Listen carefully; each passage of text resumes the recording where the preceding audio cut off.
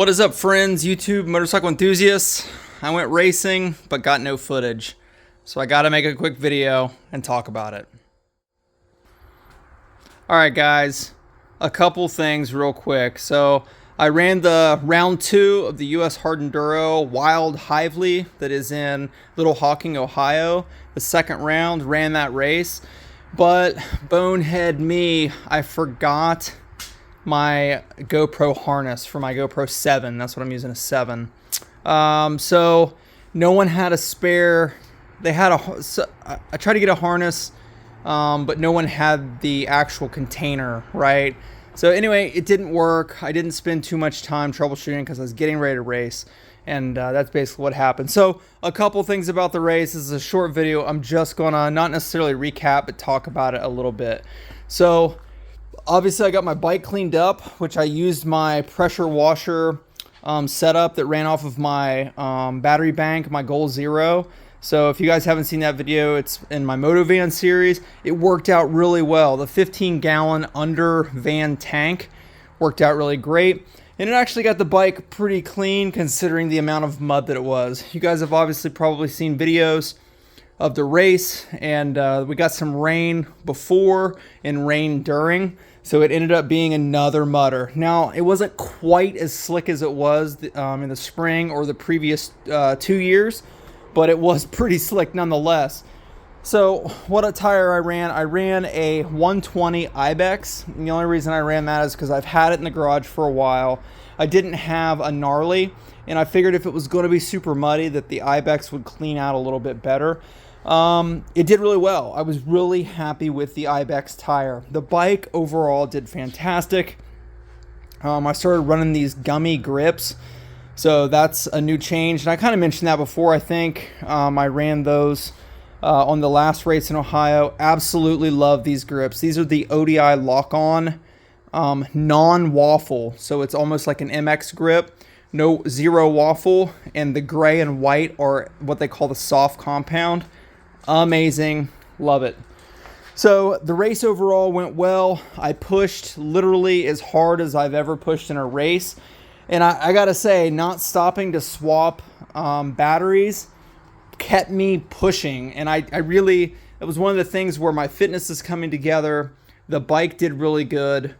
I pushed the hardest that I've ever consistently pushed. It was a 4-hour race for you guys, if you didn't know. So right around the end of the race, the last hour, probably about 40 minutes, right around 3 hours and 20 minutes, my chain broke. So this is a Pro Drive X-Ring chain. I've actually had this chain for close to about 100 hours.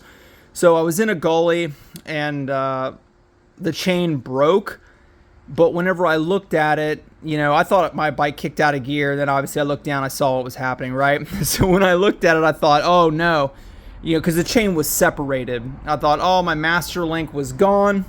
That is not the case. A standard link separated. And I want to show you guys, you can see each one of these links. One of these things is not like the other. This link right here separated. This plate, for whatever reason, and this is, again, this is not a master link, right? There's no master link to it, but it does look different than the others. So I looked down, the chain was in 2 pieces, and literally in the mud was this bevel plate, and on the back side, the link and the pins setting separately down in the mud. I just happened to see them. So the gully was kind of chaos. There were some sea riders coming through, and quite a few folks were stuck in this really slick gully because it rained halfway through the race, as I mentioned, and that rain really made everything slick. The latter part of the race felt more like the spring and race the year before. So slick with that Ohio mud. So the chain separated, and there I was stuck, but I found the 2 parts. It was a miracle that happened. And then I said, you know what? Why don't I try to put the chain back together? And one of the patrons, one of the racers there, I asked him if he had a pair of pliers. I was only carrying my short stack tool, just my little quick tool that I carry. I wasn't carrying pliers. He had, and I was able to put the link back in and then put the pliers right on the link itself and snap it back over this bevel. And then I spun the rear tire, pitched the bike over, spun the rear tire by hand, and got the chain back on and finished the race. So I pushed as hard as I could. I made the last check to make 2 full laps at 3 hours and 53 minutes. I was really worried about not making that final check. I knew I was getting close. Unfortunately, the 2 guys that were in front of me, Adam does dirt bikes, and the other gentleman, I don't know his name, but he's one of the riders of Hard Enduro Appalachia. He's a B rider. Those two gentlemen were right in front of me, and I ended up 11th. So nonetheless, that's the recap of the race and some of the things that I experienced. The bike did great. It's going to continue to probably be used for this fall US Hard Enduro series. And then I don't think I'm going to be using this bike for too much longer. So just a little sneak peek of what is to come in the world of Accelerate's Garage. So nonetheless, we got the next race coming up is Kentucky, the XRC, I believe it is. So definitely be running that. Still running B class. I think B class is a great place for me as I fight with those guys to stay in the top 10. I was not really happy about getting 11th, but I mean, you win some, you lose some, and it is what it is. Those guys, the B is so competitive. These guys are freaking savages.